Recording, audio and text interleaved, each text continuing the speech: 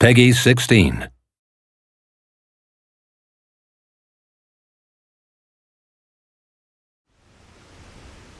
Your hero's journey begins as you return from the dead, miraculously resurrected by a device known as the Well of Souls. You there! You! What are you doing down here? You don't belong... Wait a moment. No. You soon meet a gnome named Fomerus Hughes, who's amazed that his experimental Well of Souls has finally worked. He tells you that his tower is under attack and that you must escape. Finding a weapon, you prepare to fight your way out. The lens? The new configuration?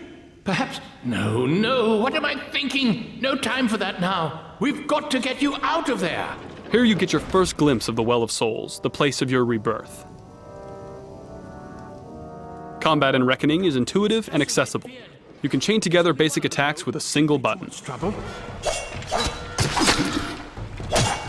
Well done. Collecting loot is a big part of the game. While you loot, you can compare items and decide whether they are worth equipping now or saving them to sell off later.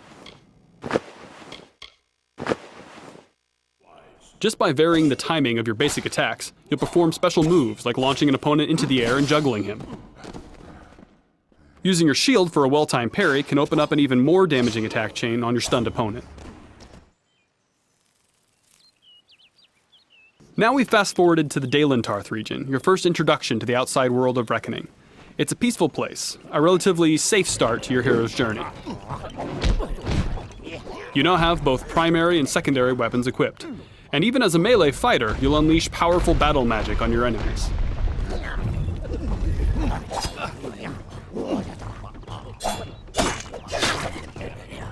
Sometimes you're rewarded with opportunities to dispatch enemies with a special Fate Shift kill. Building up enough Fate energy allows you to perform even more powerful attacks.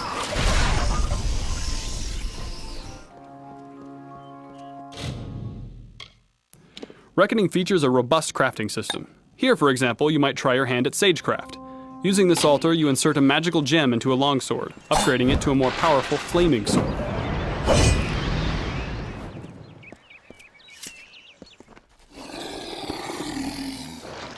Combat in Reckoning is all about the choices you make for your character, what abilities you select, what armor and weapons you equip, and what strategies you employ against various enemies. You can perform a war cry that knocks your enemies back, attack the Banchain with your hammer, attack her minions with your sword, and then use your harpoon ability to pick off the stragglers. The Quake ability sets up the enemy for another Fate Shift.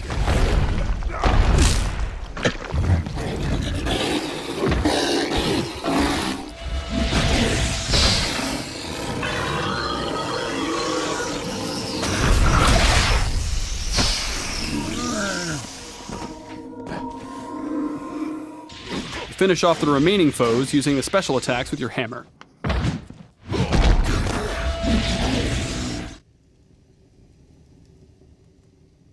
Imagine now that every choice you've made has led you down the path of the mage. You still have a shield, but it's a magical talisman, and your parry move sets your opponent on fire. You also have these chakram weapons you can use to tear through your enemies at a range.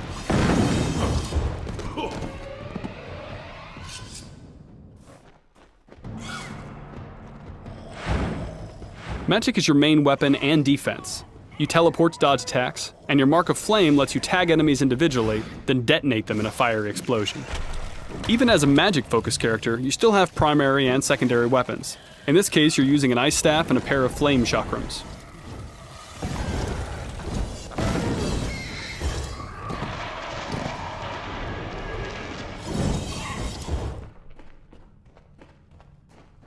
For the sake of this demo, we've given you an advanced spell, Meteor.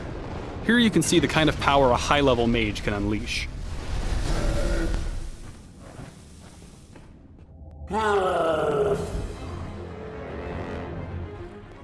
Throughout the game, you'll encounter big creatures like this Prismeer troll. Most RPGs would turn this into a highly scripted fight, but in Reckoning, these encounters are action-oriented in real time.